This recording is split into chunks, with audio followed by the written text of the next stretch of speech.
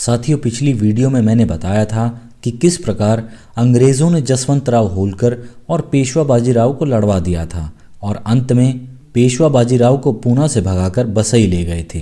अब आप इसके आगे की घटना सुनिए। साथियों, राघोबा के दो पुत्र थे जिनमें बड़ा बाजीराव था। इन दोनों के अतिरिक्त राघोबा ने एक तीसरे बालक अमृतराव को गोद ले रखा था। जसवंतराव होलकर को जब बाजीराव के साथ सुलह करने में सफलता नहीं मिल सकी, तब मजबूर होकर उसने और उसके सलाहकारों ने बाजीराव को पूना से भाग जाने का अर्थ पद त्याग ले लिया था और उसकी जगह अमृतराव को पेशवा की गद्दी पर बिठा दिया। यह काम रेजिडेंट क्लॉज की मौजूदगी में और उसकी राय से किया गया था।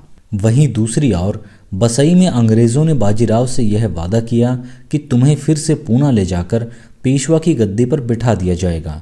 31 दिसंबर सन 1802 को बाजीराव से एक नए संधि पत्र पर दस्तखत करा लिए गए। इस संधि द्वारा बाजीराव ने सब्सिडियरी सेना का जुआ अपने कंधों पर रख लिया। सब्सिडियरी सेना को राज में रहने की इजाज़त दे दी। उसके खर्च के लिए अपना एक इलाका कंपनी के नाम कर दिया। आइंदा के लिए वादा किया कि बिना अंग्रेज़ों की सलाह के पेशवा दरबार किसी दूसरे भारतीय नरेश के साथ किसी तरह का संबंध स्थापित नहीं करेगा और अन्य अनेक ऐसी शर्तें स्वीकार कर ली जिन्हें पूना में रहते हुए वह कभी स्वीकार नहीं करता।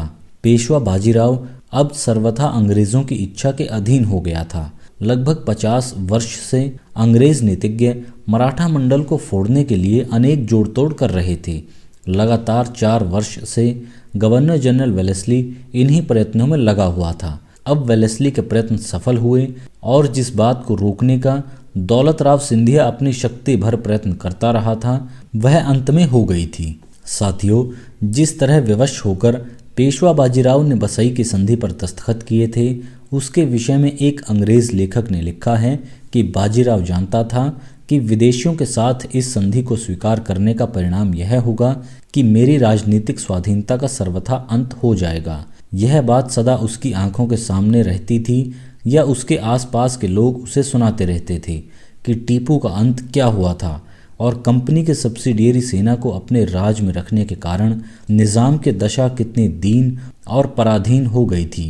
इससे यह नतीजा निकाल सकते हैं कि बाजीराव ने अपनी इच्छा के विरुद्ध विवश होकर बसई की संधि को स्वीकार किया था। साथियों, बसई की संधि से पूरे मराठा मंडल की सत्ता और स्वाधीनता दोनों समाप्त हो गई थी और अंग्रेज़ तथा राघोबा के परस्पर संबंध के कारण राघोबा के अदूरदर्शी और निर्बल पुत्र के पेशवा की गद्दी पर बिठाए जाने से नाना फडणवीस ने जो आशंकाएं बरसों पहले प्रकट की थी, वे सच्ची साबित हुई थी। साथियों, इस वीडियो में सिर्फ इतना ही। अगली वीडियो में आपसे फिर मुलाकात होगी। नमस्कार।